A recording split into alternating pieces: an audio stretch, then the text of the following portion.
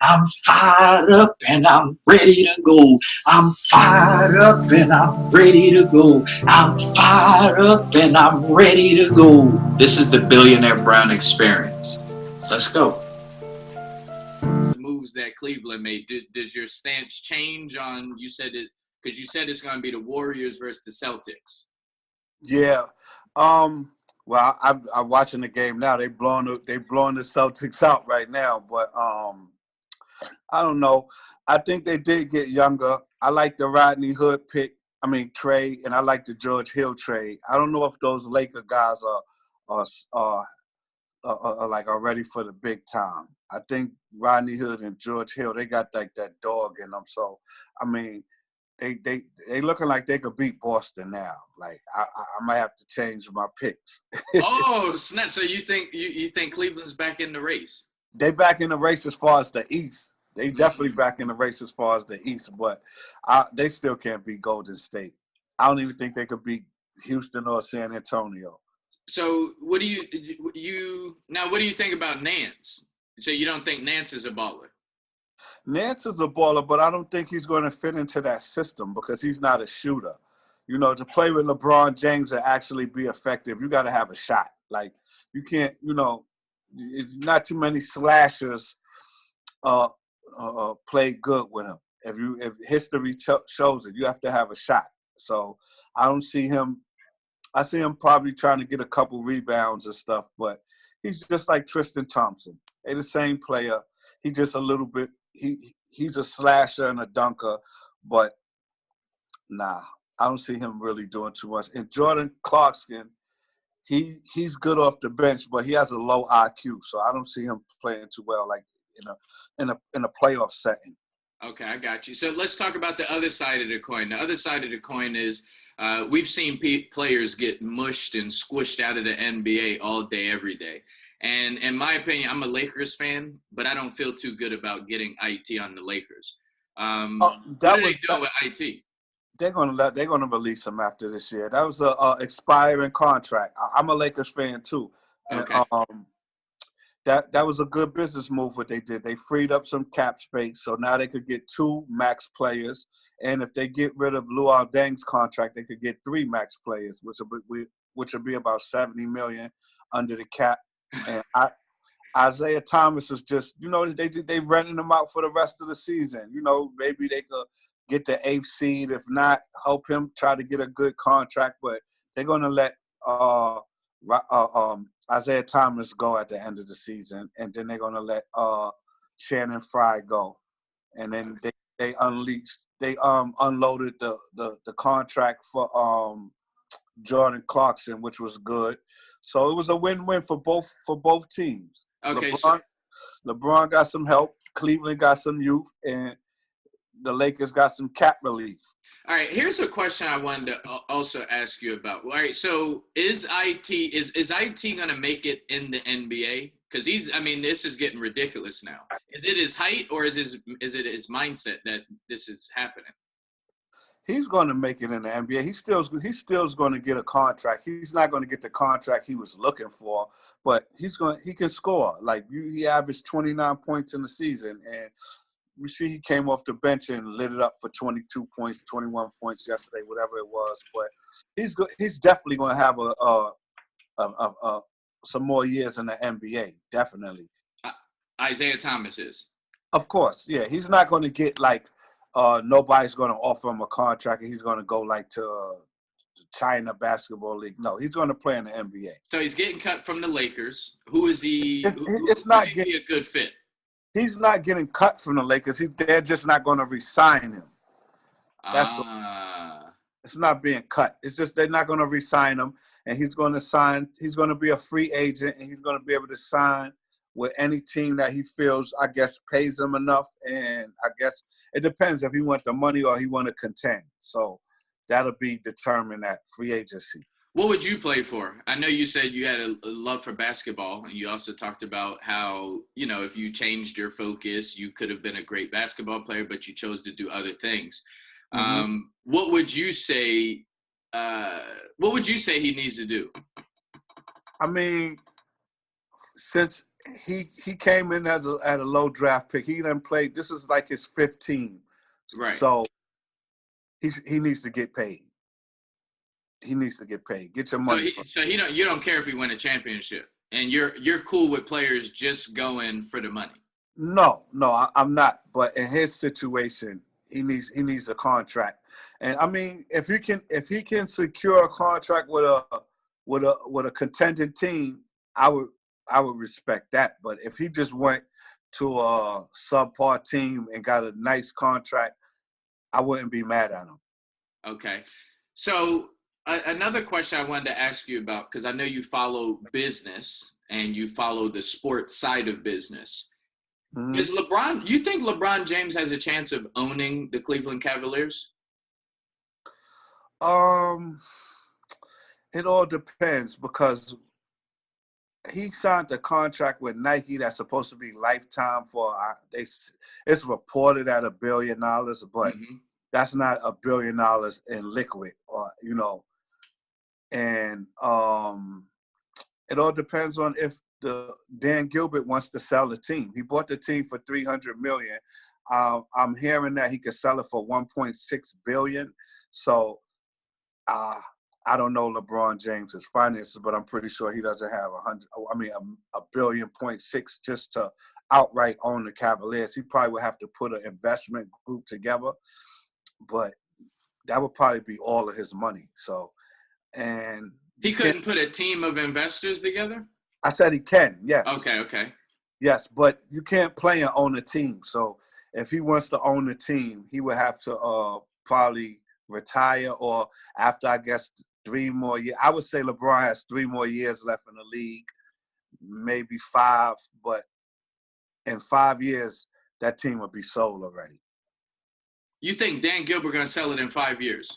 No, I said in 5 years. If he's going to sell it, he's going to sell it. If he bought it for $300 million, and he can sell it for $1.6 billion now.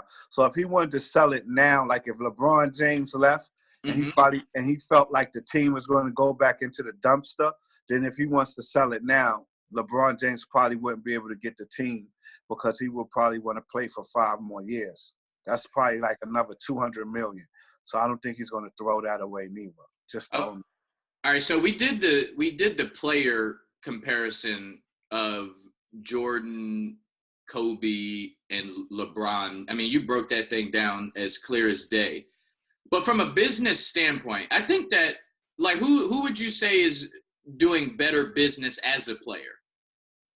Jordan when he was playing, or LeBron as he's playing right now?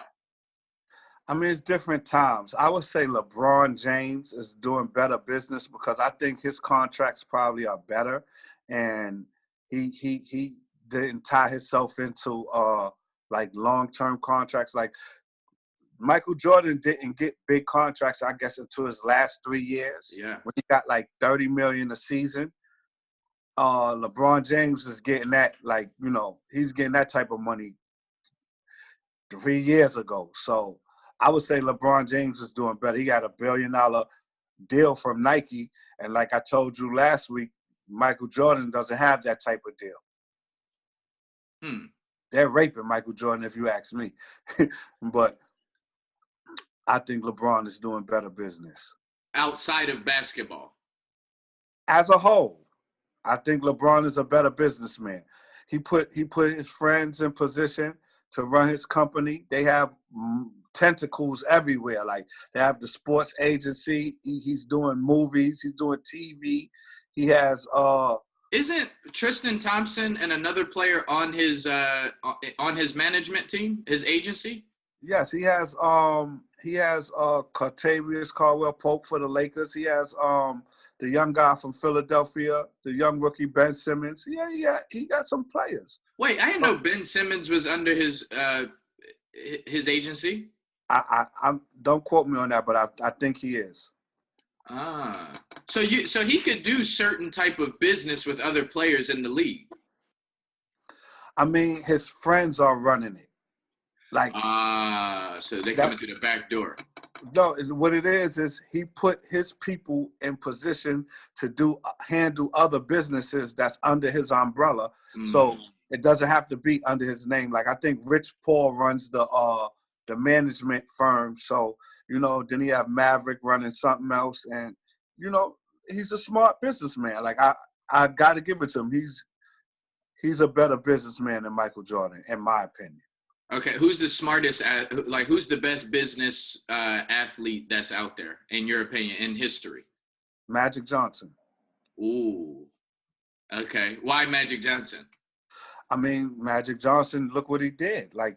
He retired from basketball, and he started opening up Starbucks and Magic Johnson theaters. He owns the Dodgers. Like that's big. Like a black man owns a baseball team. Yeah. Don't get no better business than that.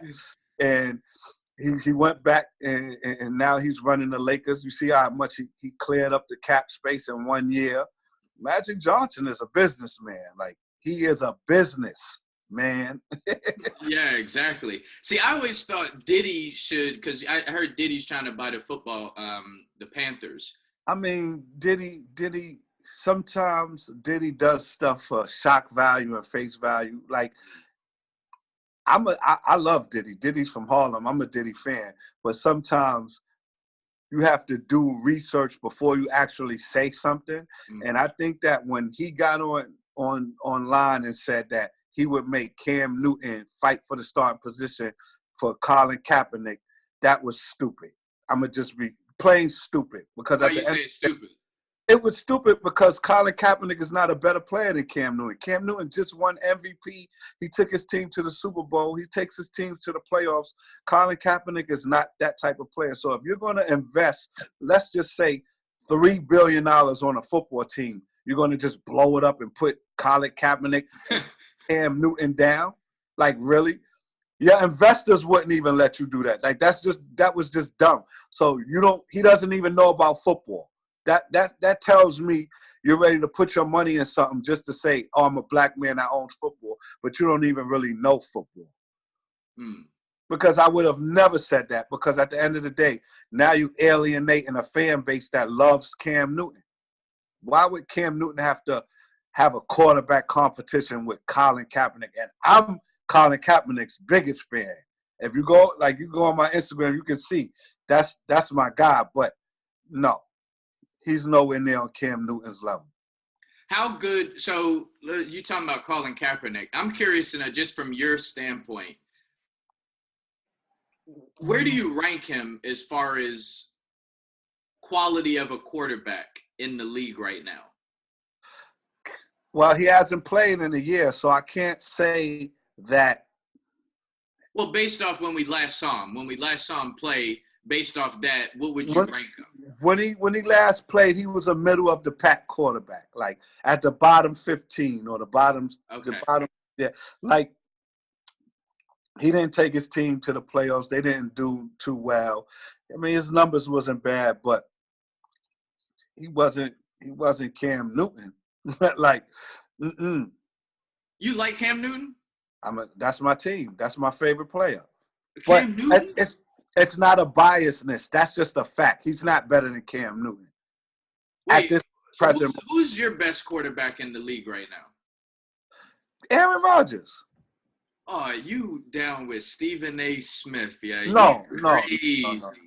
One thing about me, I go with the eye test. Like, stats is good, but it has to translate to wins. And Tom Brady is the best. So how is Aaron Rodgers up there? I'm about to explain to you. Tom Brady is the best ever. But as of today, this is the whole. Wait, no, tell me the eye test. Tell me this eye test. I'm trying to, let me explain it to you. This is the conundrum with Aaron Rodgers and Tom Brady. Tom Brady has the wins. He has the moxie. He has the swag. He has the comeback ability. He can throw the ball. But he's not a more complete quarterback than Aaron Rodgers. Aaron Rodgers is a better player, but Tom Brady is the best player, if that makes sense. If you put Aaron Rodgers with Bill Belichick, I believe they would have had more rings from the start to the beginning. Okay. So the obvious question is, what qualifies you to put Aaron Rodgers in this conversation with Tom Brady? Like, how did you skip over so many other great quarterbacks and put Aaron? How many championships does Aaron Rodgers have? I thought you were talking about the quarterbacks that's in the league today. Okay, quarterbacks in the league today. Why is Aaron Rodgers at the top? Why isn't he at the top? All right, now I'm gonna flip it back on you. You give me a reason why Aaron Rodgers isn't the best quarterback. You're telling me Drew Brees, Ben Roethlisberger, Russell Wilson? Oh, I wasn't gonna say Big Ben, but I was gonna say Eli Manning. That's a fact. Eli Manning's a way better quarterback than Aaron Rodgers. That's fact. Are you trying to get clickbait or something? Are you real? Are you serious? I think Eli Manning is better than Peyton Manning, than his brother. Come on. See, you're a stat guy. You talking about? I'm not a stat guy. So I'm telling you, you're the eye test nothing to where Aaron Rodgers. That's laughable. Eli Manning is not better than Drew Brees. He's not better than Big Ben. He's not better than Russell Wilson. Like, Eli Manning definitely showed up. If I had a play, if I had a team, up when it counts. I want Eli Manning in the playoffs. Yes, I do. But he's not. I'll take. Oh, so you just said it. No, listen to me. I'll take Aaron Rodgers over Eli Manning in the playoffs. I'll take. Would you take Aaron Rodgers over Eli Manning in the Super Bowl? Yes. Aaron Rodgers haven't lost a Super Bowl. He 1-0. How many has Eli lost? None. But that's the same thing. He got 2. You afraid to say 2? He got 2. Aaron got 1. He's not better than Aaron Rodgers. Why not? I don't think. I think him in the Super Bowl. If I'm in the Super Bowl and I need a quarterback to stay calm and I can't pick up Tom Brady, I'm picking Eli Manning. I cannot argue. That's not debatable to me. I'm sorry, brother. So, at the end of the day, you're probably the only person on earth. You're probably the only person on earth that thinks Eli Manning is better than Aaron Rodgers? Really? You don't think Eli Manning is better than his brother? No. See, you just don't like Eli Manning. That's it. How does that equate to me not liking Eli Manning? I love Eli Manning. What do you love about Eli Manning? I like his toughness. What I like about Eli Manning, I call him like a chameleon. He looks goofy. He looks like he's not paying attention. Mm-hmm. He looks like he's confused. Yeah. But in all reality, he's a killer. Mm-hmm. So I respect Eli Manning. But don't put him. He can't sit at the table with Aaron Rodgers. No. Damn, he throws too many picks. But he's winning. He's a winner. He's not a winner. 2 Super Bowls, okay, he's a winner, but how many times his team didn't make the playoffs? So how many championships will Aaron Rodgers finish his career with? If Aaron Rodgers had the organization here you go. There they go. Now you always have to break that. Imagine if Aaron Rodgers had Odell Beckham Jr. But so you put Aaron Rodgers in the same conversation as Tom Brady. Tom Brady doesn't need any type of people supporting cast to win a championship. Eli can win. He has the system. He has the team. He has the coach. I mean, so Aaron Rodgers doesn't have a team. He ain't no more. Hold on. When you take Aaron Rodgers off of the Packers, they're not a good team. When you took Tom Brady off don't do it. Yes, they won 11 games. You remember that? You funny. That's a fact. One thing about me, I don't talk nothing. I don't have something to back up my argument. So Aaron Rodgers is the best quarterback in the league besides Tom Brady. Aaron Rodgers is the best quarterback I've ever saw as far as skill set. I don't see that. I don't see what? I don't see the big. What? All right. Okay, answer this question. Answer this question. What is Aaron Rodgers' weakness as a quarterback? Championships. No. That's not a weakness. As a quarterback, meaning his mindset. What? His mindset. He guaranteed 6 wins and got it. But that's the best. That's a mindset. That's a mindset. Remember when he told the fans, Relax. I remember. Yeah, I do. He broke his collarbone. They had a chance to get in the playoffs. He came back. Even though they lost, his mindset was, I'm going to get my team in the playoffs. What other mindset would you want for your quarterback to have? Great. So now I'm going to ask you the same question again because you just avoided the question previously. I don't think I avoided it. You definitely avoided it. I asked you, how many championships will Aaron Rodgers end up with in his career? I don't play the guessing game. Like, I would never know that. How can I? But you just played the guessing game for if Aaron Rodgers had this type of organization. No, I said I specifically said if Aaron Rodgers had Bill Belichick. That's not the guessing game? No, that's not. That's not saying. He has a championship already. So if you put him with a better coach and a better system and a better organization, it only could go up from here. But me guessing how many Super Bowls he will win less, he might get hurt and never come back and play. I can't guess that. Yeah. The common denominator in the Packers is Belichick and Brady. So if you take Brady off of the Patriots, and put Aaron Rodgers on the Patriots, where would the slack off be? Okay? So can Tom Brady win a championship without Belichick? I don't think he would have 5 Super Bowls without Bill Belichick. No. I respect that. Now, how many? If he won't have 5, how many championships could Tom Brady have won without Belichick? It depends on the team, the coach, and the system. Depends on where he go, where he would have ended up. So how many would Belichick win without Tom? You put Aaron in there. How many? I'll say 3. I say 3. So Aaron would have got him 3. I say Aaron would have got him 6. I don't think they would have lost all how many times? Hold up. Tom Brady. Hold up. Tom Brady been in the Super Bowl 8 times, right? Yeah. No. How many rings does he have? No. Oh yeah. Yeah. You're right. He lost 2 to the Giants and one in the Eagles. I believe if Aaron Rodgers was there from start to finish, they would have had 8 Super Bowls. That's funny. You cannot beat Aaron Rodgers, especially with a Bill Belichick system. I don't know if you're serious or not. I asked you the same thing last week because some of this stuff. I'm serious. Aaron Rodgers is really that dude. Like, there's no quarterback better than him. I'm Joe Montana, Starbuck, Marino.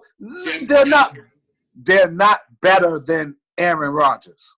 There's not a quarterback that was born that can say they're just 100% better than Aaron Rodgers. So championships doesn't add to the fuel, in your opinion, of football. That's only more so a basketball conversation. It all depends. Look at Barry Sanders. Mm-hmm. He was the best, right? Wouldn't you say he's one of the best? In my opinion, absolutely. He has no Super Bowls. Look at LaDainian Tomlinson. The running backs today are in the form of LaDainian Tomlinson. That's what you want now, like Le'Veon Bell and the guy from But the running back doesn't have the control, as much of the control over a game as a quarterback does. Football is the ultimate team sport. It's a collective thing. It's not just the quarterback. Yes, you have to have a good quarterback, but look at the Ravens. They didn't have a good quarterback and they won. Look at the Eagles. They just won with a backup quarterback. Jeff Hostetler in the Giants, a backup quarterback. It's a collective thing. Basketball is 5 men. Whose fault is it if you lose a Super Bowl? Whose fault was it when you lose a Super Bowl? It's a collective thing. It's not one particular thing. All right, look at what Pete Carroll did in Seattle. Mm-hmm. They didn't call that play for Marshawn Lynch. You telling me he couldn't have got y'all 1 yard and 2 tries? So Well, it's the like coach, 3 tries, right? hold up, 3 tries. Okay, the coach lost that game, but then you could say in hindsight, if the players on defense would have played a little better and made a couple 3-and-outs, or if some wideouts caught some passes, they would have never been in that position. So that's why I say it's hard to say, because one play don't determine the game. Okay. I'm not going to give you this on the Aaron Rodgers. I'm going to come back with more. I'm going to give you a factual. Maybe that's what I'm You're going to need some real stats to throw in the Aaron Rodgers conversation. I see where I'm going to have to go for you. You're not going to give me just the logical. Oh no! Okay. Bring the numbers for you. We'll come back to this, and the numbers will say it. Aaron Rodgers has what? 2 MVPs? See, I don't care. MVPs don't matter. He has 2 MVPs and a Super Bowl MVP. He has the numbers to do what he want. 50 touchdowns and 7 interceptions one year? Are you kidding me? Like, where do they do that at? He can run. He can pass. He can pass on the run. He can get out the pocket. He can stay in the pocket. He can throw the Hail Mary. He's clutch. He doesn't turn the ball over. He reads defense as well. Wow. His arm is amazing. He has no flaws. He's like, if you say basketball-wise, he's like Kobe. He's like Kobe Bryant in football. Kobe has leadership. Kobe has leadership. Aaron Rodgers doesn't have leadership. I'm saying, to me, the most complete basketball player I've ever saw was Kobe Bryant. Okay. And Aaron Rodgers is like that in football. They have no weakness.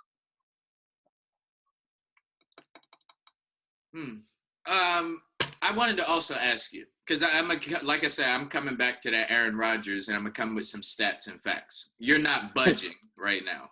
Nah. He's one of the best, man. What's one of your greatest, I guess, so-called, I was watching Goodfellas this past week.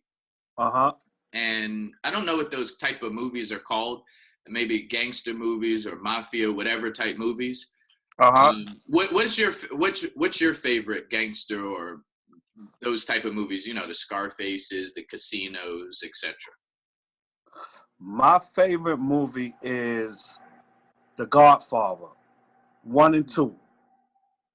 Like, out of those type of movies, those Italian mafioso movies, I like The Godfather 1 and 2. I can actually watch The Godfather. I actually watch The Godfather once every 6 months, and I learn something new every time. It's like the Bible for just understanding family, street stuff, business, knowledge, how to conduct yourself. Excellent movie.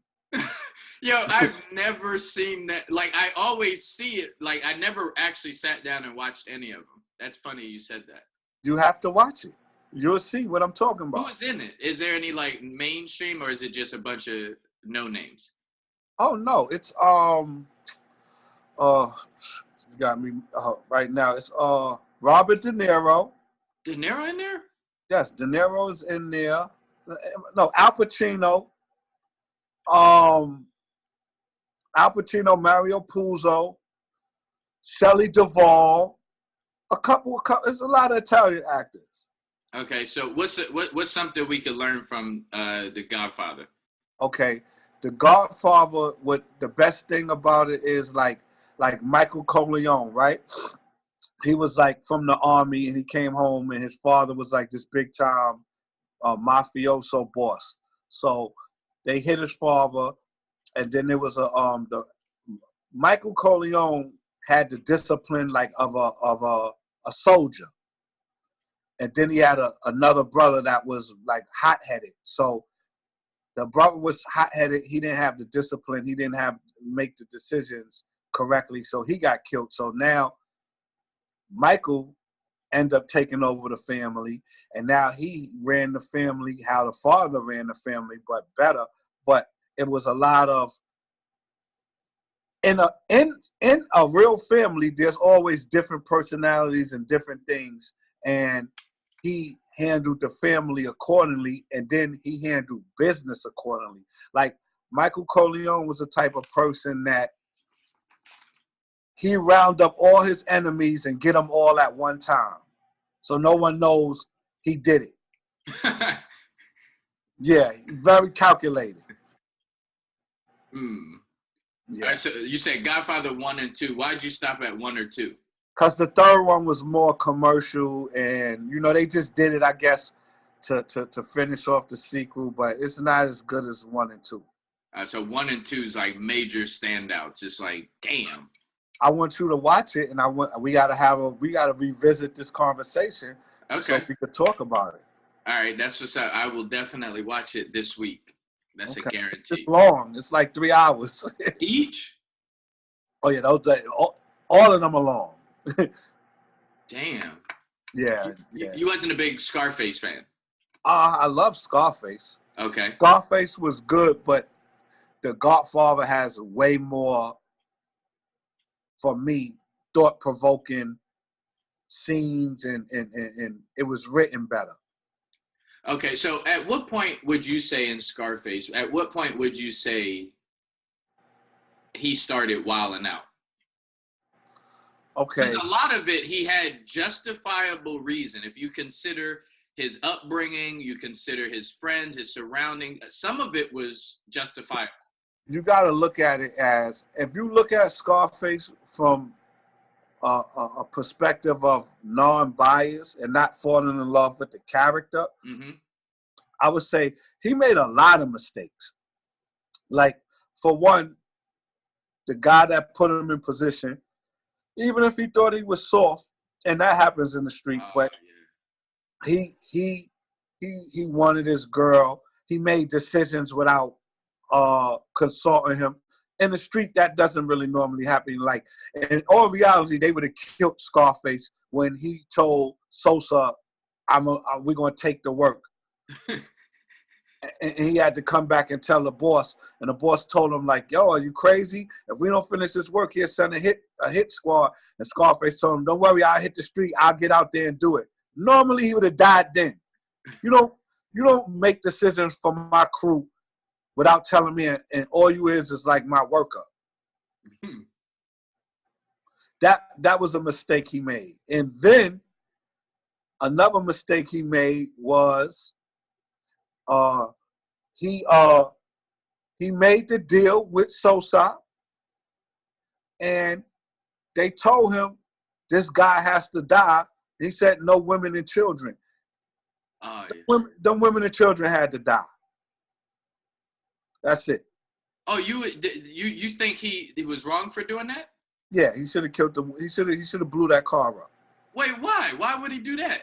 In the street, in that, especially in that forum, there's no honor amongst thieves. There's no loyalty. Like, all that. I'm not killing women and children. When that man decided to snitch on those powerful people, he put his family in jeopardy. Oh, so that's not real. When we see that on TV and shit, that's not real? What do you mean by that's not real? With the women and kids. If that was in the real world, that car would have got blown up. Wow. I always thought that was like a good thing. I was like, damn, okay, at least he did that. I mean, he had integrity and all that, but you see what they did? They came and got him for that. He fucked the whole Costa Nostra up. Like, with that one decision, they was going to go to jail. The press conference got made. Now they're going to come kill you. They going to jail. This was a bad thing. When he decided to become a news informant, the guy I'm talking about, he put his wife and kids in jeopardy. They were supposed to get blown up. So what about his brother? What about the dude that he was rolling with? Manolo? Manolo, yeah. When he started messing with his sister. He did. That was another thing that was supposed to happen. He killed him. Wait, but was Manolo wrong? Manolo was wrong for that. Of course he was wrong for that. At the partnership level that they was in, and then when he needed him the most, he went and married his sister. He should have told them, right? Long before, if he did. No, you wasn't telling in that character as far as in the movie. Right. He wasn't telling Tony, I was messing with your sister. I mean, maybe. Yeah, he was definitely wild. That I knew that was a mistake on that dude's part for sure. Yeah. Because he should have said something from the door, or he should have just left it alone. Nah. I mean, I don't know. When you like somebody, you like somebody. So I can't say that. But at the same token, they was going to get killed anyway. Sosa and the people they was not going to stop coming. What about the part in the bathroom scene where he didn't give up the connect, or he didn't give up the connect? Remember his boy got killed in the shower? Yeah. Is that valid, or is that real, or is that Hollywood? I mean, the whole movie was Hollywood, but at the end of the day, that was a real scene because, in the street, he had integrity. He wasn't giving up the connect. It's casualties in war. Like, that's how it goes. That was a real scene. I like that scene. You read books. I actually was in Collins Avenue and I rode past the cars. Oh, wait. The cars from the movie is still in front of the hotel in Miami. Okay. The Colony, right? Yeah. Okay, yeah. You read books. Of course. Okay, you speak like you read books. You have to read books. The most dangerous man in the world is a black man with a library card. Why you say that? If you want to hide something from a black person, put it in a book. So the black man that reads is a dangerous man. Do you remember the first book? Because I'll say for me, for example, like I was this type, I had to learn how to read for myself. I had to learn the difference between a formal education and self-education. Well, reading is about comprehension. It's not even about the education part. When you read a book, it's about understanding what you're reading. So for reading, you just got to comprehend understand the words and how it's written and understanding what the author is trying to translate to you through your thoughts through words. So is there a book that stood out for you that said, you know what, I'm going to get on this reading shit? Or were you just always that way?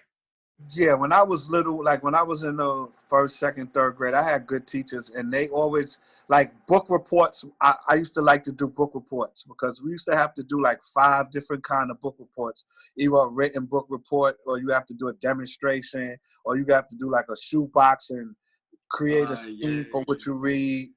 So I was always intrigued by that, and I always like when I read books, I always felt like I learned something. So I always like to read. Okay, what are you reading now?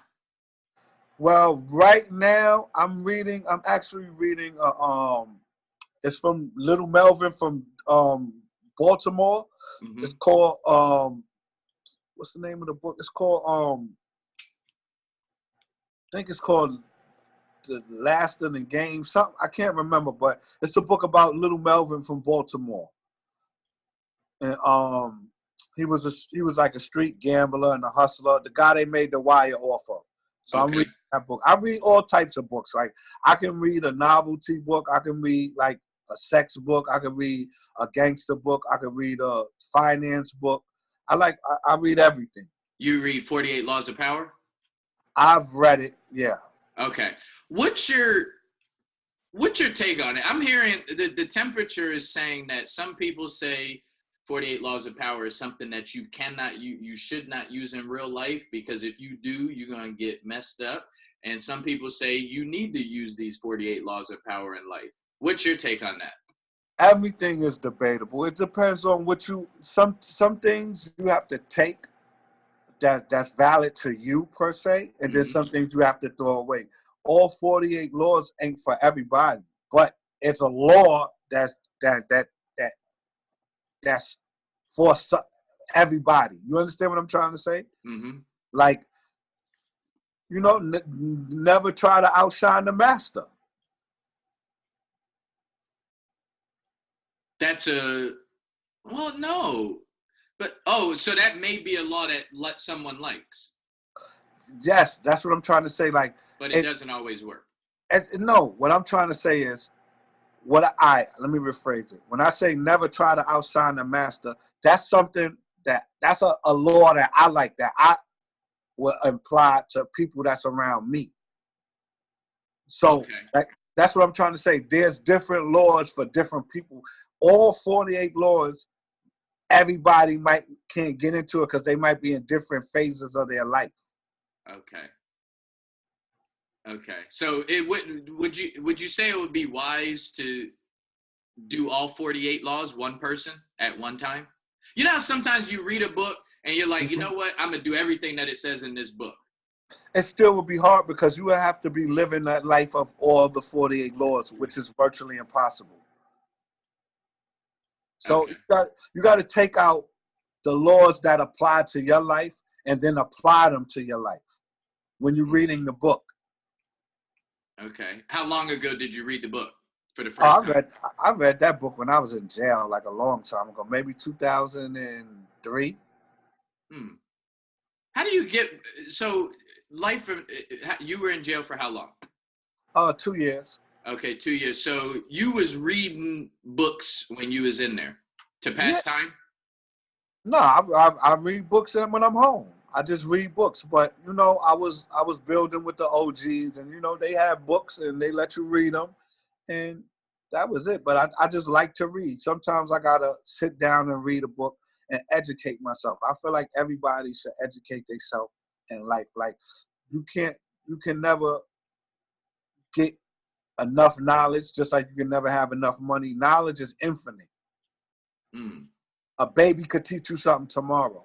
So at the end of the day, you should never stop trying to learn things. So when you're in jail, is reading books, is that what most people are doing in there? Hell no. Oh, hell, okay.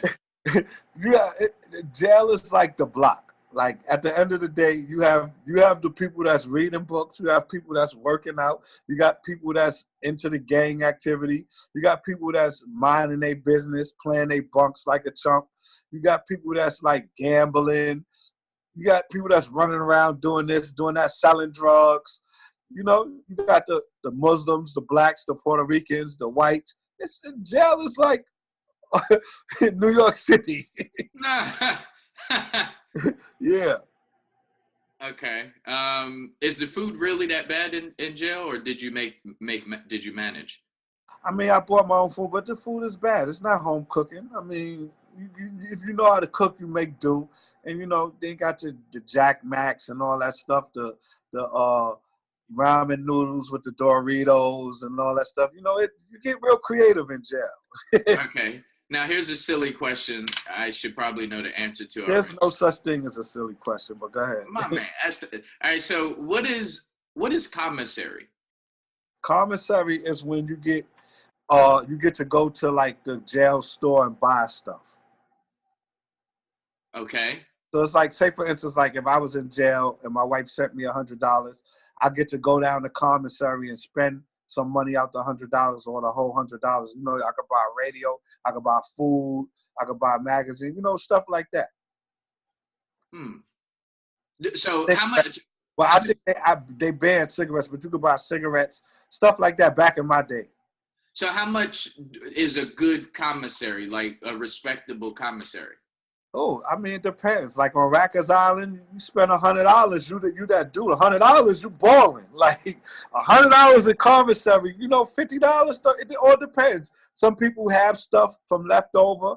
Some people use their commissary to buy things, to sell things. Like I remember, like I used to have.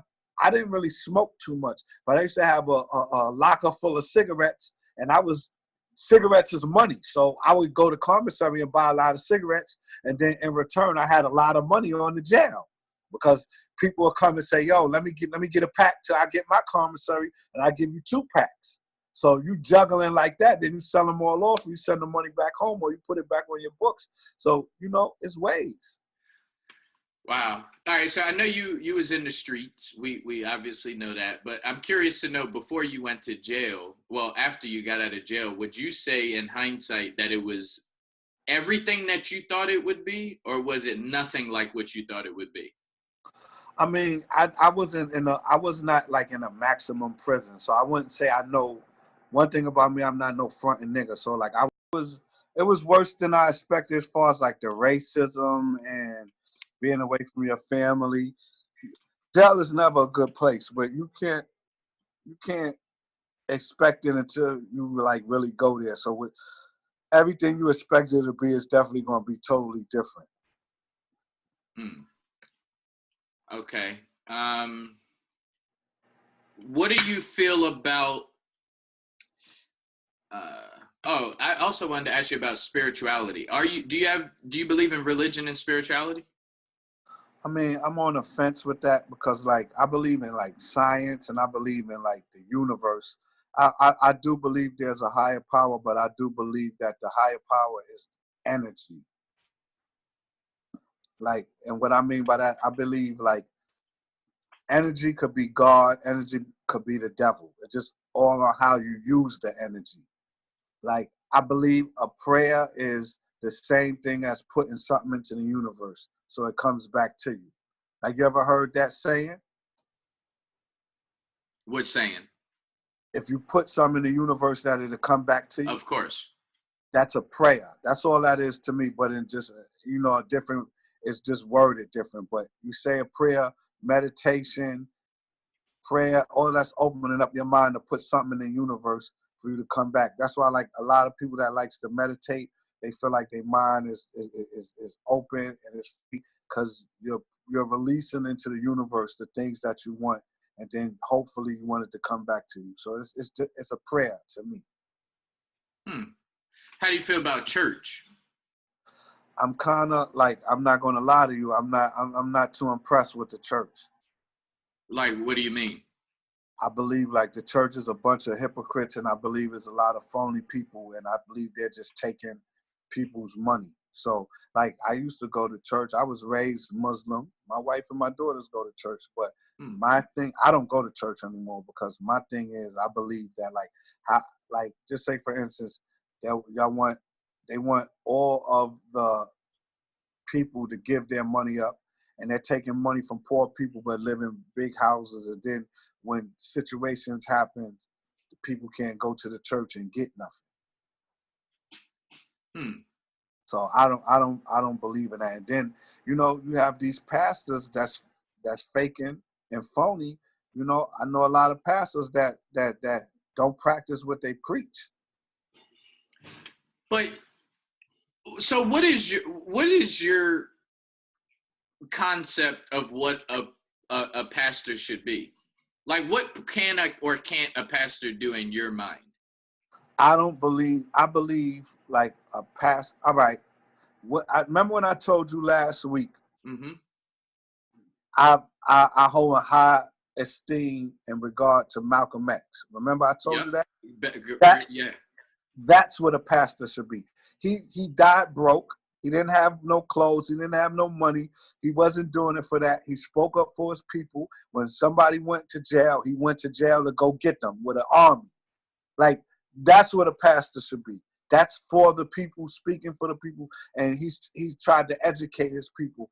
The church, if you believe it or not, they sell us out all the time because, like, just say for instance, in the gentrification in Harlem, the church is the one who sold all the real estate to the Jews.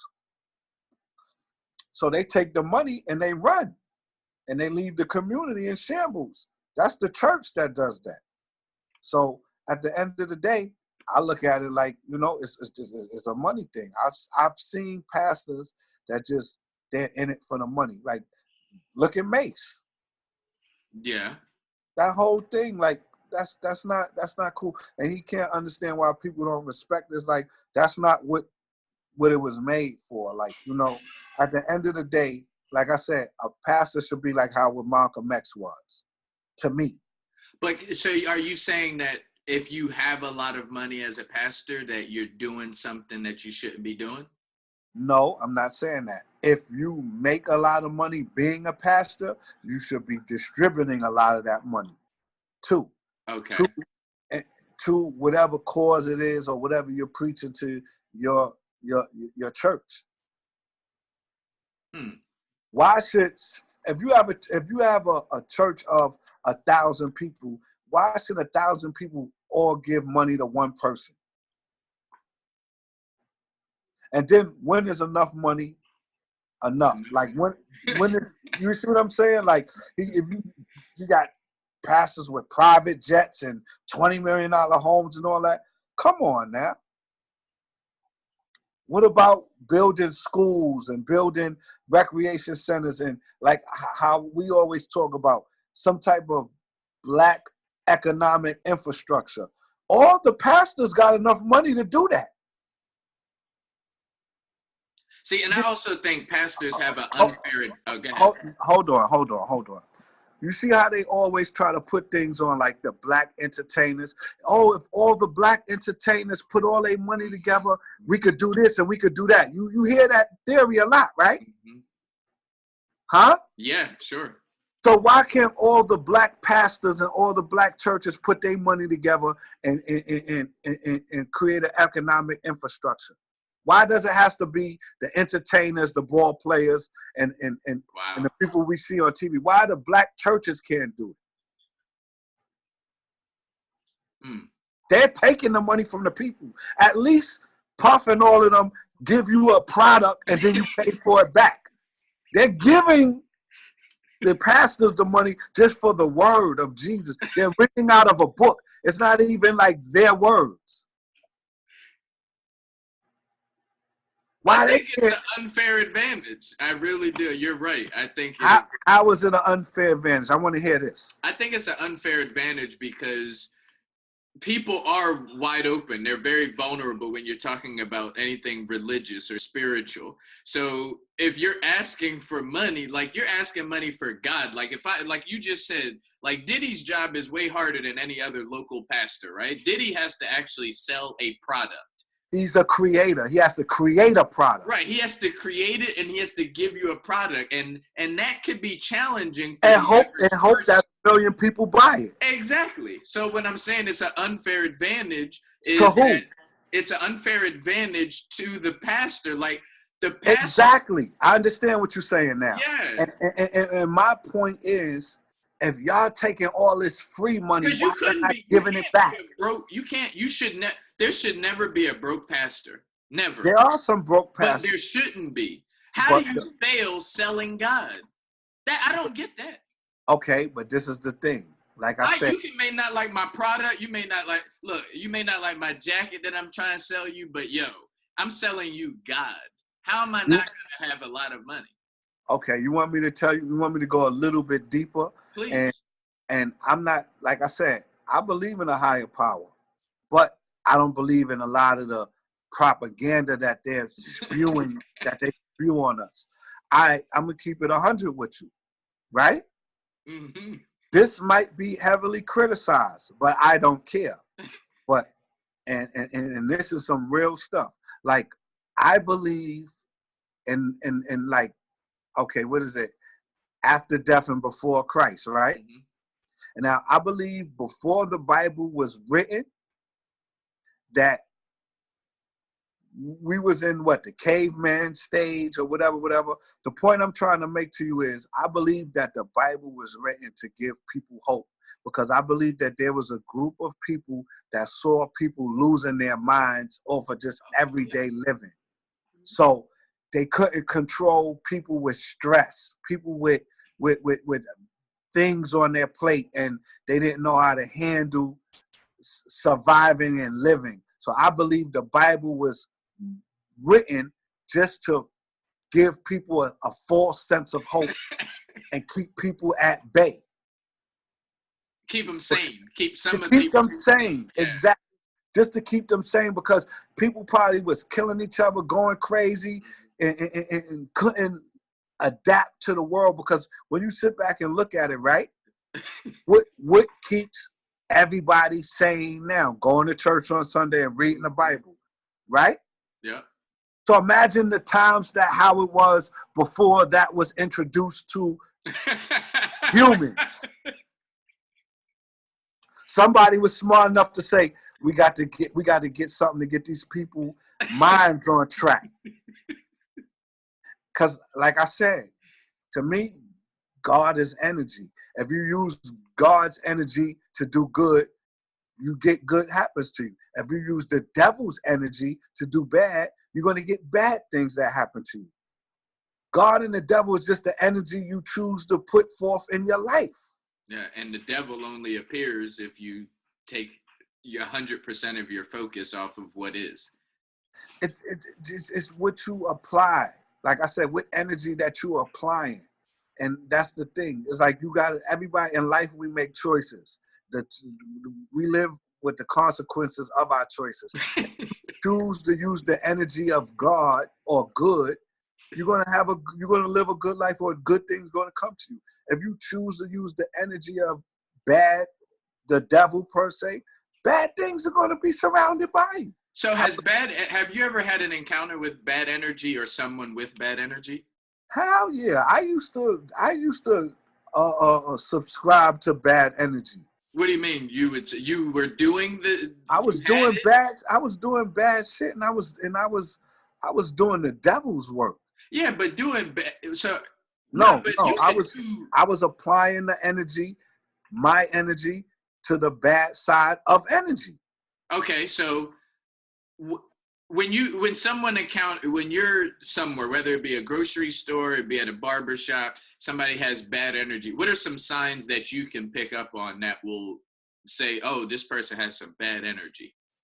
The appearance, like if someone is looking like they like a troublemaker, they want to start trouble, they look mean, or they want to, they're aggressive and they trying to rob somebody or take something from somebody, or they just don't look safe. And you can tell by people's energy by how they look. So like, how do you respond to it?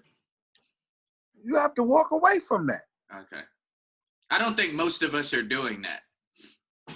Yes, because it's just like watching Love and Hip Hop or whatever. We're putting our energy into the negative stereotypes of our people. Yeah. And we give it power by giving it these ratings. Mm. It's like saying, the same way, like I said, if you saw somebody in a grocery store with negative energy and you walk the other way, 9 times out of 10, that energy is not going to come towards you. Now, if you see the negative energy on TV and you turn the other channel and nobody watched it, they got to take that bullshit off TV. You see what I'm saying? We put the energy to it, and it grows power from it.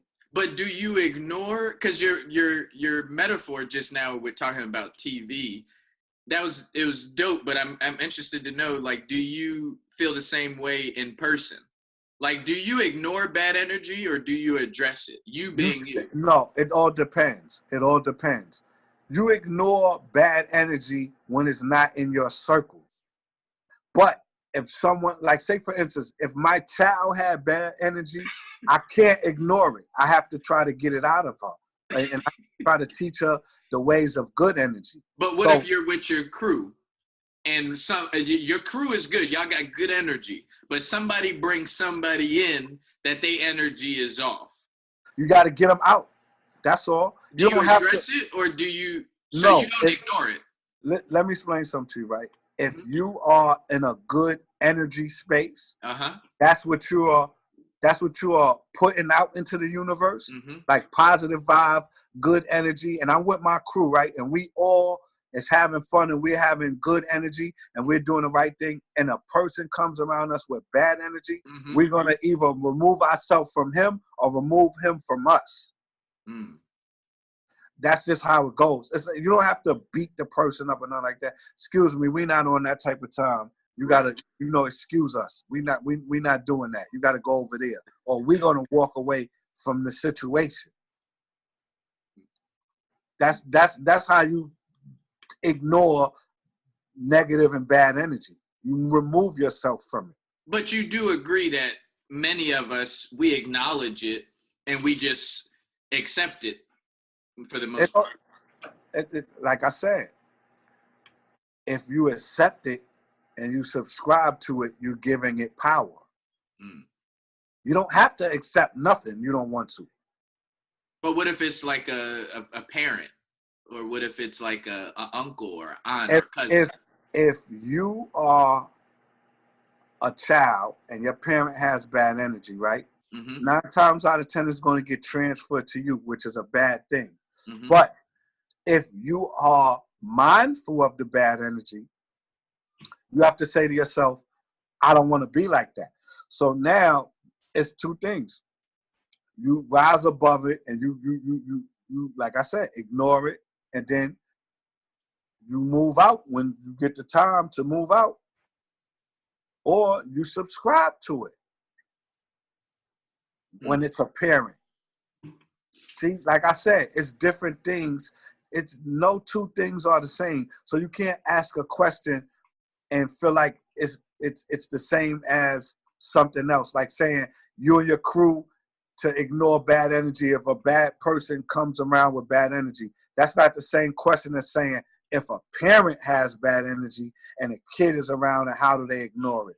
2 totally different situations, and everything has to be handled accordingly. Mm.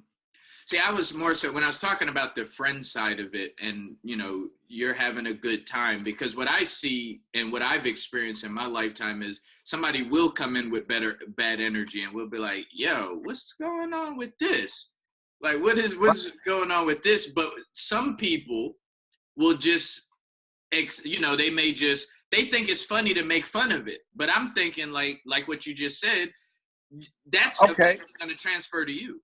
Let me give you a prime example of what you're talking about. Mm-hmm. If you're in the club with your boys, y'all having fun, y'all dancing, y'all drinking, y'all messing with the girls and all that, right? Mm-hmm. So now a negative energy person comes in y'all section, right? Right. Now, like how you say, y'all start making fun of him and y'all subscribing to it. What if he tries to swing on one of y'all? Now, y'all got to beat him up. And now y'all subscribe to the energy, and now y'all doing a negative thing. But if you would have just ignored him and either let him go or remove yourself from him, you see what I'm trying to say? Of course, that's beautiful, man. Yeah. And that's the whole thing of what I'm trying to say. Like, you have to remove yourself from negative energy if you're not giving off negative energy. If you want to live, that's just like saying, and I'm just using this as church terms, if you want to live off God's word, then you can't do the devil's work. That's why they say forgiveness is a big thing. Wow. That's really good. That bad energy, man. That's really, really Let bad. me explain something to you about bad energy. Bad energy is everywhere. Yeah. Like how they say, remember when your mother used to say, trouble is so easy to get in and so hard to get out? That's that bad energy around you, because you have to understand something. People's energy is around you, and you can subscribe to it easy. Just like I said, you could be with somebody that's on some negative shit and you on some positive shit, but since you're around them and he brings it into your circumference, it's all on how you choose to subscribe to it. If you're going to walk away from it or you're going to endure it, and then now you might be in some bullshit because you decided not to walk away from it.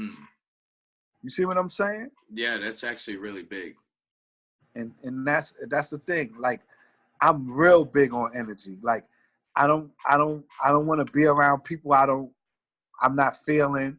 I don't like to be phony. I don't like to do things I don't want to do. I don't like people in my house that I feel like their energy is off. I don't want that energy around me. Were you always that way, or is this learned behavior? It's learned behavior.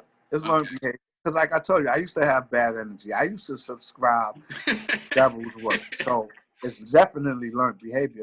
But at the same token, life is about like I said, the choices you make, and then, you know, the consequences that comes with that. Now, is either you're going to learn from your consequences or you're going to keep doing it. You know what's the definition of insanity, right? Yep.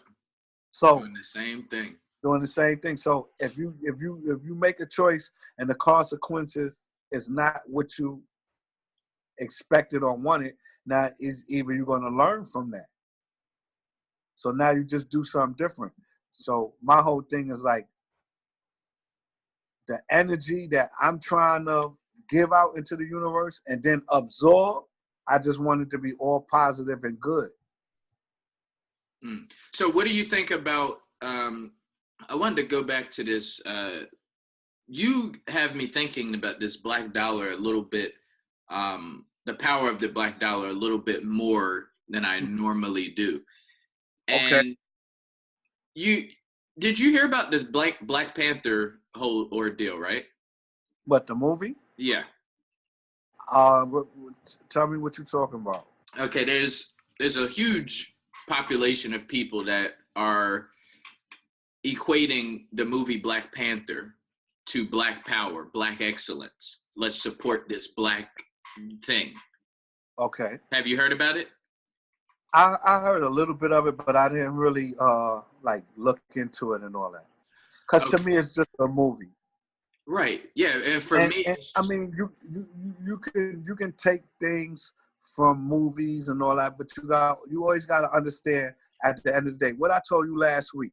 Behind everything good from black people is a fucking rich Jew right behind it.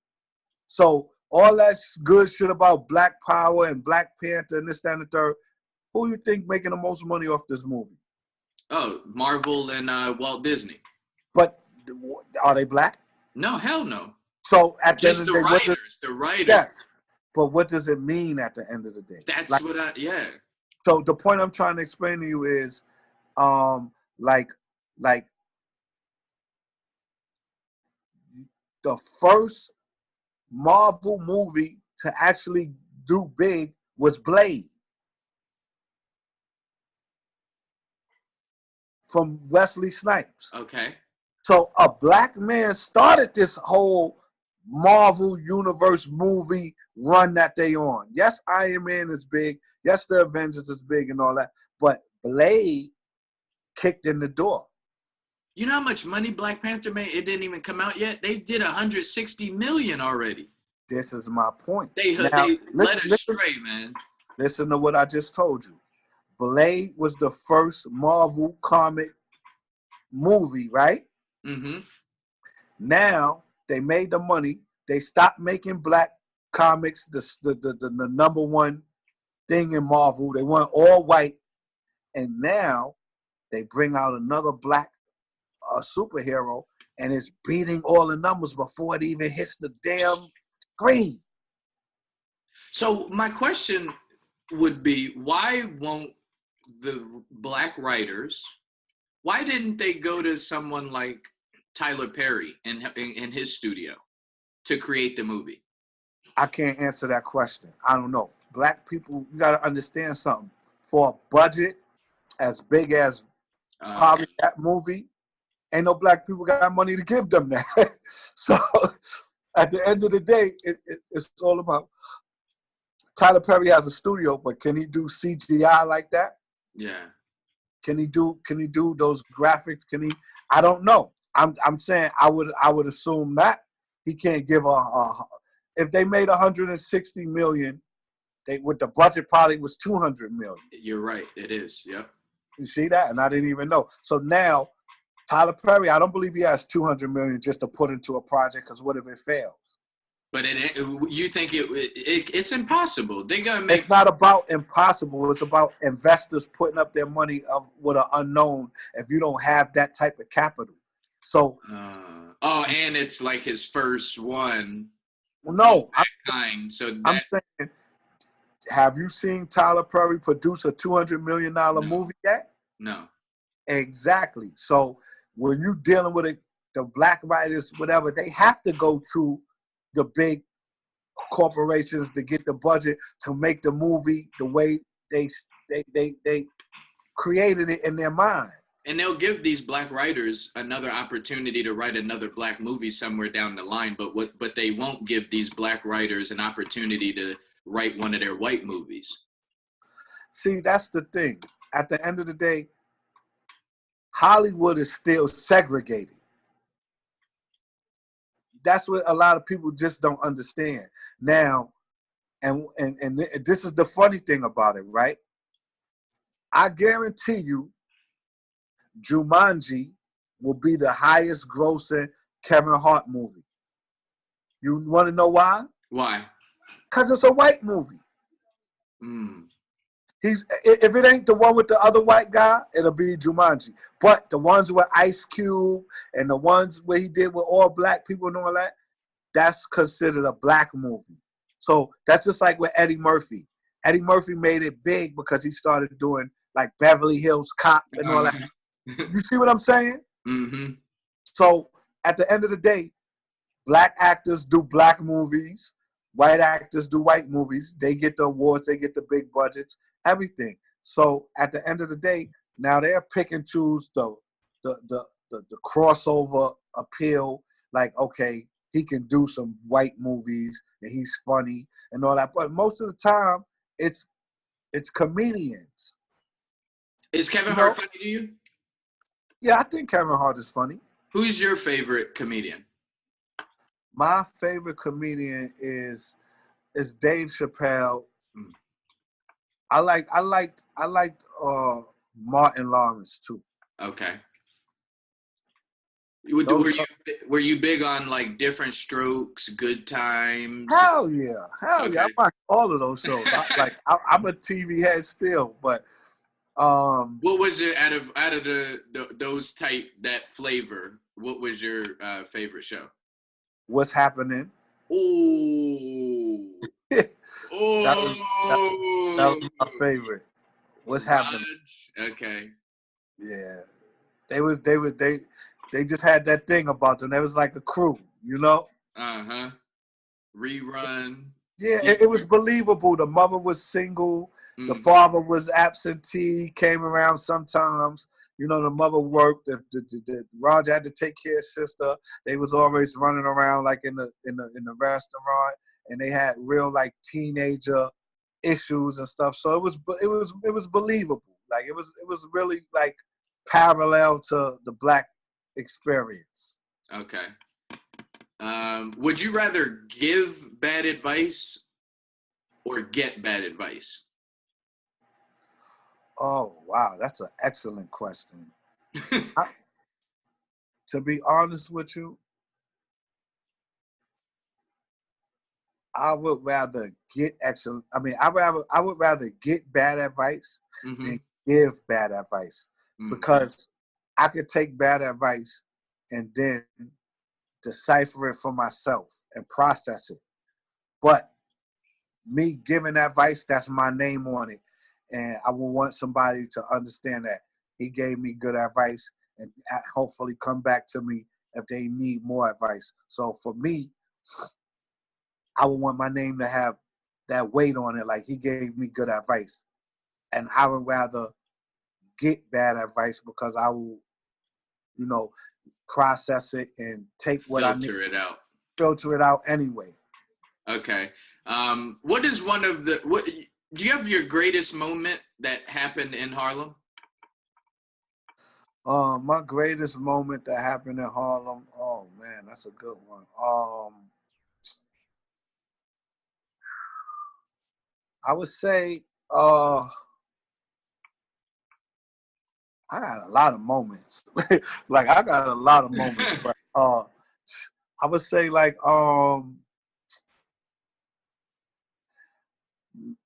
I bust out with like the Dodge Magnums had just came out and stuff, and like I purchased a car on a Tuesday, and on Wednesday the car had 22-inch rims, a sound system, a DVD player, the tints on it, and I had like the diamond tennis necklace on. And I went and got like real fly, and I drove up 8th Avenue.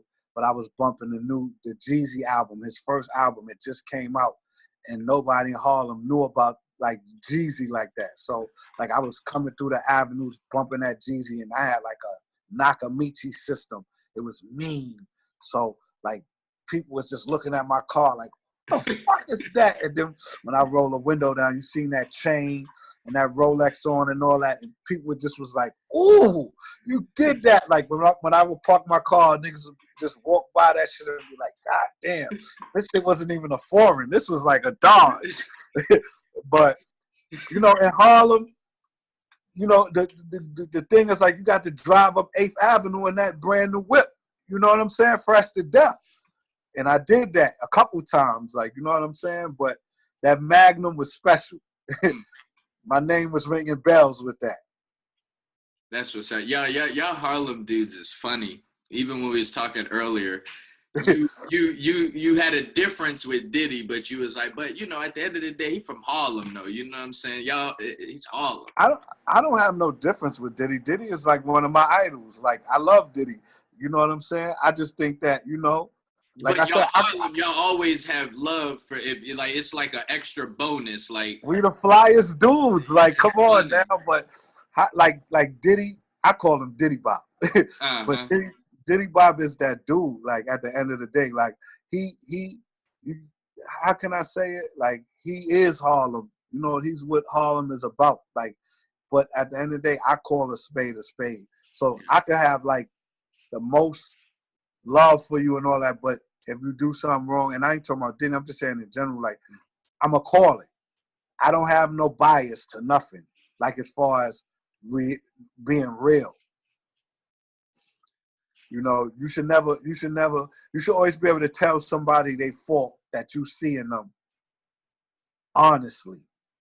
Speaking of speaking honestly and connecting it with Harlem, and we were just talking about Diddy, DMX is on record to say that he don't like most of those executives and all that, but he said he loved Diddy because Diddy told him he didn't have the sound that he was looking for. And he was like, everybody else was bullshitting with the money, playing with the money, but it was like, he said, Diddy, he actually told me like, yo, that's not the sound I'm looking. You're dope, but that's not the sound that I'm like. He told him straight up without bullshit. Yeah, but I mean, like at the end of the day, Diddy know music, and Diddy had a sound that he was known for. Yeah. Like Diddy created a culture inside of the culture. And you know, that's hard to do. So like at the end of the day, you gotta fit his criteria for what he wanna do, because at the end of the day, hip hop is a culture. Then you had the bad boy culture inside of hip hop. So you had to fit that. And DMX didn't fit that at the time. Nah. You know?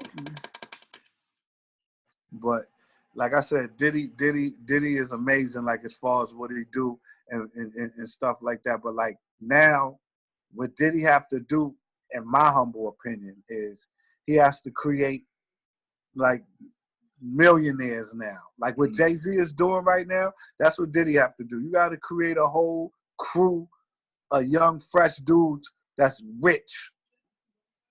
Ain't no more taking the money. You got enough money you can spend. Now it's time to create young black millionaires that come from up under your umbrella. And he did it. I ain't saying he didn't, but I'm talking about in business. Yeah. Not selling records and all of that. How you feel about Murder Mook? I mean, he's a battle rapper. He's from Harlem. I ain't got nothing against him, but you know, like I'm a hip hop purist. So like at the end of the day, like I said, I would need to hear him on an album with some concepts, with beats, original beats, you know, stuff like that. So I'm not gonna critique him because he's a hell of a battle rapper, and I ain't taking nothing from him. I ain't trying to play him. I ain't got nothing bad to say about him. But as far as musically and like albums, I'm an album kind of guy. So at the end of the day, I would have to hear that to actually critique him. So I really don't have nothing to say about him as far as musically, but hip hop battle, he's a monster. Yeah, he is. I heard one of his songs but I don't. He's like one of those people I can't see crossing over to actually make a good song. Right. But he's dope. Like, yeah, you got to be able to make a good song. For yeah. me, like I like to drive in my car and zone out and listen, and your words got to touch my soul. Like that's just like people don't understand. Like with Tupac didn't have to be the best lyricist. When he spoke, Yeah. you got the chills. That's what music is about. Like, we don't have to dummy it down or dial it up. Hip hop is about a moment and what that moment does for you when you're listening to it. You understand what I'm saying? Mm-hmm. Like with Mary J. Blige, most of her music ain't complex, but it's you feel it. You see what I'm saying? Like you feel her music in her soul. She doesn't have that intricate music. It's just good music. Yeah, I never actually thought about it. That's actually pretty funny. Because she's not the greatest singer in the world. She can't hit all the notes. But you definitely feel. Yes, her songs could beat those people who could sing songs any day. Mm-hmm. But that's why the music thing is not always about, it's not predicated all on talent. Yeah. You have to be a star. You have to have it. Like, whatever it is, you have to have it. You got to have talent, but it's not always the deciding factor. You know? Who would you say is the greatest business person that you know of? Whoa, you got to look at it as what's the guy's name from Africa? Mansa Musa. He sold all those slaves. He was the first billionaire, and this was before white people was making money. So Mansa Musa is the best businessman. Why is he the best businessman now? He made the most money in a time where it wasn't even like that. Have you heard of Mansa Musa? I've heard of him. No, you got to do the research. You have to do the research. And we'll come back and talk about it again. Mansa Musa. Yes, King Mansa Musa. This is a black man. Yeah. He had billions of dollars way back then. That's crazy that you just said that. Somebody that I really respect actually just said it to me, and now but that wasn't your answer. That just came out of nowhere. That was just like the Malcolm X and how you explained how he has that connection with Harlem. He wasn't born in Harlem. That's very interesting. You just said that's crazy. No, you didn't expect me to say Mansa Musa. I did not. Right. That's the thing. Just like when I told you about The Bridge Is Over, you didn't expect me to say KRS-One. No. But I'm going to explain something to you. That's what I aspire to be. I don't want to be a person that you can put your finger on and say, I expect him to do this. To me, my greatest strength is that when you're talking to me, I'm going to say something that you never even expected, or I'm going to do something that you never even expected. That's a part of evolving and opening up your mind to other things. That's what reading gets you. You see what I'm saying?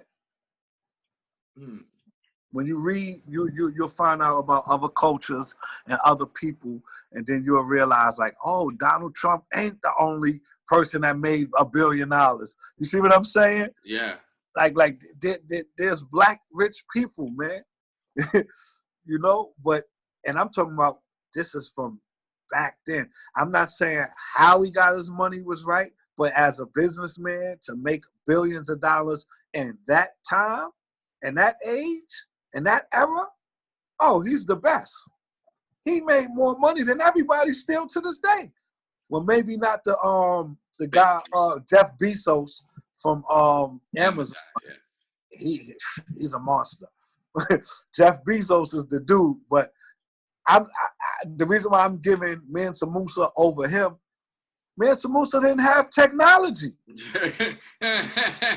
He made billions of dollars with no technology. Like, that's amazing. Yeah, that's actually really good. I'm excited. I'm excited, and I hope the listeners are too. That's actually very exciting and enlightening. Yeah, but see, that's the thing. I want to push the envelope. We have to teach these young guys that being smart is cool. Like, you know, a lot of these young guys think that being smart is not cool, and to actually be dumb is cool. That's the dumbest thing in the world to me. Like, being a good parent is cool. Taking care of your kids is cool. Having reading comprehension, like knowing how to read a book and understand it, that's cool. You can dress like street people. You can even act like street people, but that don't mean you have to be dumb and ignorant. You understand what I'm saying? Yeah. Like, we have to change the narrative off of what's really is cool. Because you got to understand something, right? And I tell my nephews this all the time. A smart person can act dumb. But then around dumb people, he can act dumb. But then when he get around smart people, he can act smart. So now he has both sides of the spectrum. A dumb person can't act smart because he's not smart. So he's only relegated to the dumb people. So it's better to be smart because you're smart enough that where you say, I could dummy it down and act stupid, but I also can be smart. So now you could talk in every conversation, and then you could bring up the dumb people. You can uplift them. He said you could bring them up. It's the truth, but a dumb person can't. So, you know, it's always better to be smart, and people don't got to understand that it's cool to know things. The worst thing in the world is to be around people and they're having a conversation and you're oblivious to it. You know what that feels like? Yeah. So at the end of the day, that's why we have to educate ourselves on various things and topics, because even if you have a sense of understanding something, you could be in the conversation, and then you might learn something, or you might meet somebody that might change your life. This is why a lot of our young men as Black people are stagnant, because they're not meeting and connecting with the right people. How do you think college fraternities and all of that, they take care of each other? Yeah, they do. How do you think OJ got into TV and commercials and movies and all that? He went to the College of Hollywood. So all his peers and his fraternity brothers end up being big movie executives and TV executives, and they knew him from school, so they just pulled him right in. That's fact. That's the truth. That's the thing. We have to learn how to connect and talk and talk and understand other things. So when we in these circles, we might meet a person that think, oh, this guy's charismatic and he know his stuff. I want to do something with him. And that's cool. You see what I'm trying to say? Running around the block with your pants sagging down, with your sneakers untied, and you high all day, that could be cool for you, but that's not really cool in reality. All right. I got two last questions I wanted to ask you. Sure. You just referenced this. You said we need to change the narrative of what's cool, and you were just saying about you. One of the things you included was taking care of your kids. Yes. I see it a little bit different than most people. Most people just see it as, oh, there's people who don't take care of their kids. Whereas I see it as these people who don't take care of their kids, there's our sons, there are uncles, there are cousins, there are roommates. What do you mean? Elaborate. why are so many parents getting away with not taking? Why are we accepting? We're so accepting to people who don't take care of their children. Like, if I know one of my boys don't take care of their kids, if they haven't spoken to them in 2 months or 3 months, and I know that, I gotta ask him, right? like, right. yo, what's going on? What happened? What's going hold on? Hold on. You see what you're saying, right? Mm-hmm. This is what we're going to do for that one particular question. I want to dedicate a show to that. Okay. So I'm not even going to answer that question because I got so much to say about that.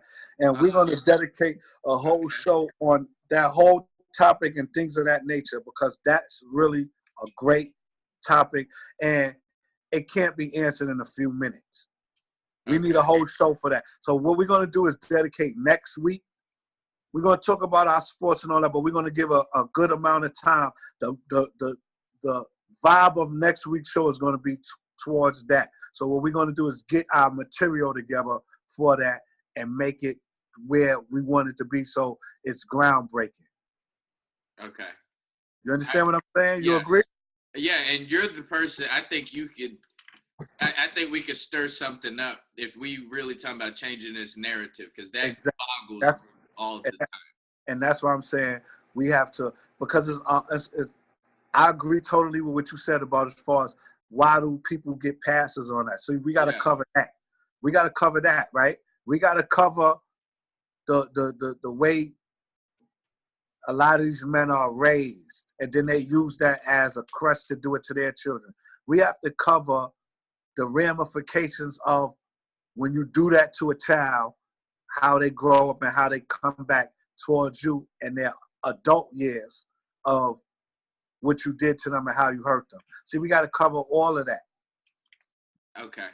I want you to write all of that down because these are the things.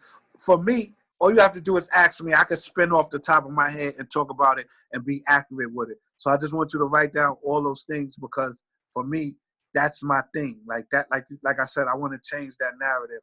But we have to start policing our black fathers to do better. Okay. And that's the answer to that question in a short version.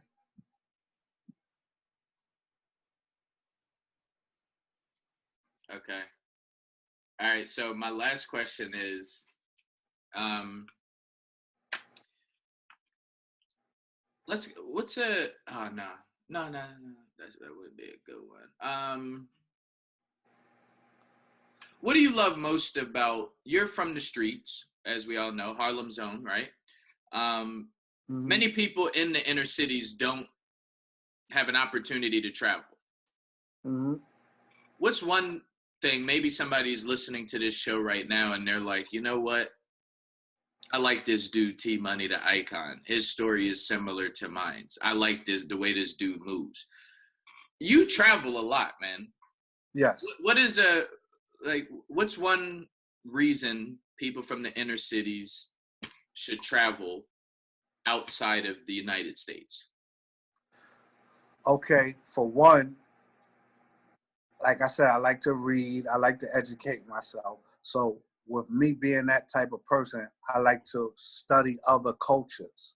So when you get outside of your place of the place of where you was born or where you live, you get to understand and experience other cultures, other food, the way other people dress, the way other people dance, the way they interact with each other, the type of communication level, everything. All of that it's different, but it's the same. So then when you travel the world and you visit other places and you realize other cultures, then you realize and say to yourself, we all as the human race.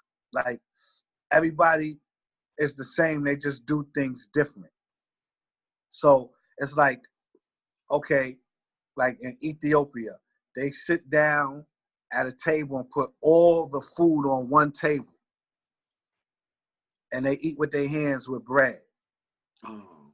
You see what I'm saying? So now, if you was to go to Ethiopia Ethiopia and see that, you might say to yourself, oh, wow, we sit at a table, but we eat with our own personal plates and a fork, but they all eat together off of one meal at one plate, and they sit and they talking, they vibing, and they eating together. So now you're learning about a different culture. Mm. So, you know, to travel with, and then you want to see the world. The world is beautiful. Like, there's other places that when you realize, like, oh my God, like, just say for instance, I'm from New York. Those big tall buildings are beautiful, but then when you go on like islands and you see the good water and the palm trees and stuff like that, and other people, you say to yourself, wow, this world is big. That's really good.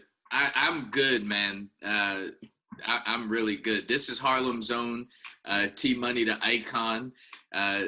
You already know this is Billionaire Brown, and this has been another episode of Nothing's Off Limits. We'll be back next week, and I highly recommend for you guys, you can share this if you want to. That makes no big difference. But as you can see, Tmoney is very passionate. He's very adamant about changing the narrative of what's happening in our communities. So the episode that we're going to be dropping next week, we're going to come back, as he just mentioned, and we're going to touch on a few topics where we're going to change the narrative of these communities of parenting. And we're going to hit some real issues. So be back next week. Till next time, continue to be.